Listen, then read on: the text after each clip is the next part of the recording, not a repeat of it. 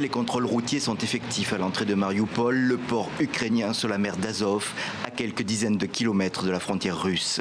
Les premiers effets de la loi martiale proclamée par le président ukrainien ce mercredi. Elle touche les régions frontalières et côtières pour 30 jours.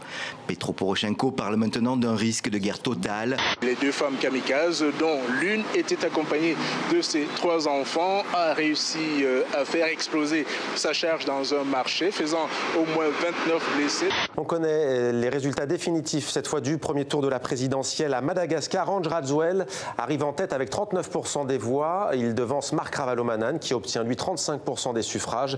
La mobilisation a pris une telle ampleur que même Matignon leur tend la main. S'il y a une délégation représentative de Gilets jaunes qui souhaite être reçue, je le ferai. Je le ferai avec la volonté d'écoute et de dialogue, qui est la mienne. Écoutez, oui, céder du terrain, pas vraiment. On ne revient pas sur le principe de la trajectoire carbone. On l'a fixé, on l'assume. Les Français ont compris qu'on est sur un jeu de bonneteau de la fiscalité. C'est ce que j'explique dans mon livre. C'est-à-dire que chaque fois qu'on a une baisse de la fiscalité d'un côté, on a une augmentation de la fiscalité de l'autre. Et que s'est-il passé finalement depuis le début du quinquennat ?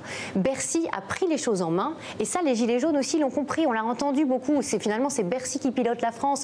Les médiocres ou les ratés ont énormément de frustration et cette frustration leur donne beaucoup d'énergie.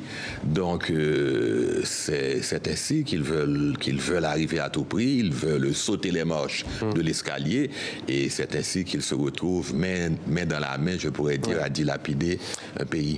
On sait que François Legault veut réduire le nombre d'immigrants acceptés au Québec, faire passer ce nombre de 55 000 à 40 000 de façon à mieux les intégrer à la société québécoise et 65% des Québécois, selon ce sondage, sont d'accord avec cette position du gouvernement. La redéfinition de ce qui fait ou pas un combattant. Donc pour moi, en tant que philosophe, ce qui m'intéresse avant toute chose, c'est évidemment la morale, la protection des civils et la possibilité de faire la paix.